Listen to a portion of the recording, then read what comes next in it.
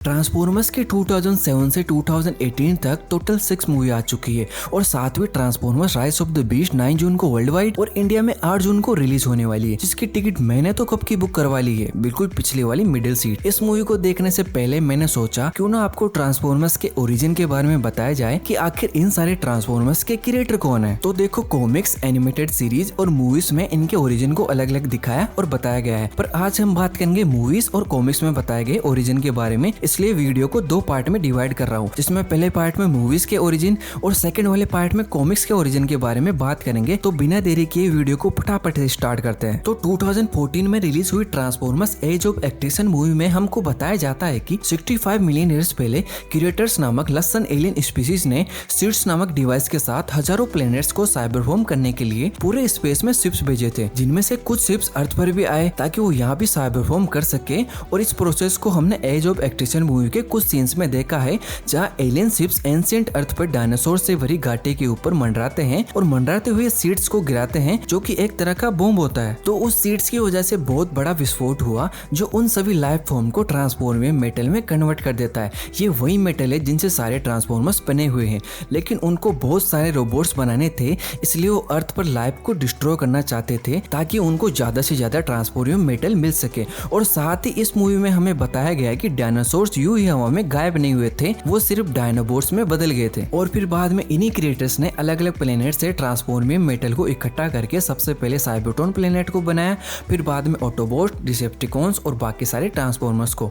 तो ये थी ट्रांसफॉर्मर्स मूवी की ओरिजिन, जिसको अब तक की मूवीज में बताया गया है। पर अभी राइज ऑफ द बीस्ट के साथ ट्रांसफॉर्मर्स फ्रेंचाइज रिबूट हो रही है, तो आगे जाके कुछ अलग सुनने को मिल सकता है। तो अब बात करते हैं कॉमिक्स ओरिजिन के बारे में। तो कॉमिक्स में यूनिवर्स के बनने से पहले द वन नाम का एक गॉड होता है, जो बहुत अकेला होता है, इसलिए वो एक एंटिटी को क्रिएट करता है जिसका नाम होता है यूनिक्रॉन। लेकिन यूनिक्रॉन थोड़ा हरामी टाइप का होता है, जिसके इरादे बुरे थे, इसलिए द वन यूनिक्रॉन के एक हिस्से को अलग कर देता है, जिसका नाम होता है प्राइमस। यानी दोनों भाई होते हैं, पर इन दोनों में से प्राइमस अच्छा होता है और यूनिक्रॉन बुरा, तो दोनों में लड़ाई हो जाती है, जिसमें प्राइमस हारने लगता है, इसलिए वो 13 अदर प्राइम्स को क्रिएट करता है, जिसे हमने transformers revenge of the fallen movie में देखा था। फिर इन 13 प्राइम्स की हेल्प से प्राइमस यूनिक्रॉन को हरा देता है, जिसके बाद यूनिक्रॉन वहां से भाग जाता है, जबकि प्राइमस एक प्लेनेट में कन्वर्ट हो जाता है, जिसको साइबरट्रॉन प्लेनेट के नाम से जाना जाता है। इसके बाद इन 13 प्राइम्स ने अपनी स्पीशीज के और लोगों को बनाया, जिनसे साइबरट्रॉन प्लेनेट पर बस्तियां बसना शुरू हो गई।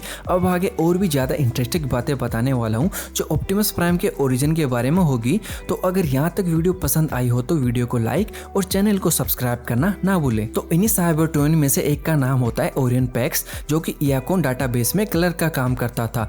इसी दौरान उसने जाना कि साइबरट्रॉन प्लेनेट पर बहुत ज्यादा भ्रष्टाचार हो रहा है, इसलिए वो इस बात से काफी दुखी था। और वही साइबरट्रॉन प्लेनेट पर एक जगह थी जिसका नाम था केओन। वहाँ पर ग्लेडिएटर एरिना था, जिसका चैंपियन था मेगाटोनस, जिसने अपना नाम उन 13 प्राइम्स में से एक मेगाटोनस के नाम पर रखा था। उसका कहना था कि वो साइबरट्रॉन प्लेनेट पर हो रहे भ्रष्टाचार को खत्म कर देगा और सभी को बराबर का हक दिलाएगा, जिसके लिए उसने एक टीम बनाई जिसका नाम था डिसेप्टिकॉन्स। मेगाट्रॉन की इन बातों से ओरियन पैक्स काफी इंप्रेस हुआ, इसलिए उसने भी डिसेप्टिकॉन्स की टीम को ज्वाइन कर लिया। फिर इसके बाद मेगाटोनस को लगा कि उसका नाम राजनीति के हिसाब से सही नहीं है, इसलिए उसने अपने नाम को छोटा करके मेगाट्रॉन रख लिया। फिर इसके बाद मेगाट्रॉन हाई काउंसिल के पास गया, जहां जोर जबरदस्ती से अपने आप को अगला प्राइम घोषित करने को कहा।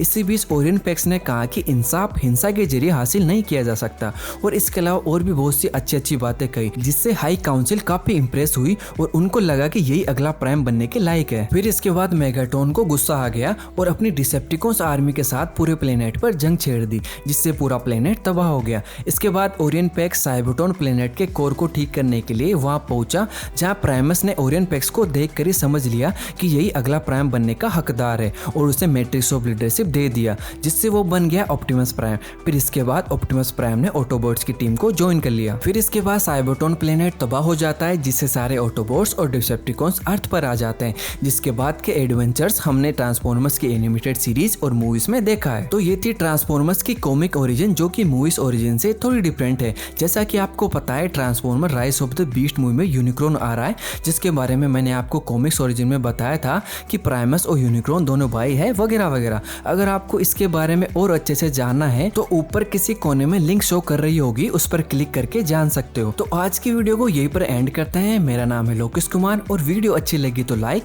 और दोबारा मिलने के लिए चैनल को सब्सक्राइब करना ना भूले।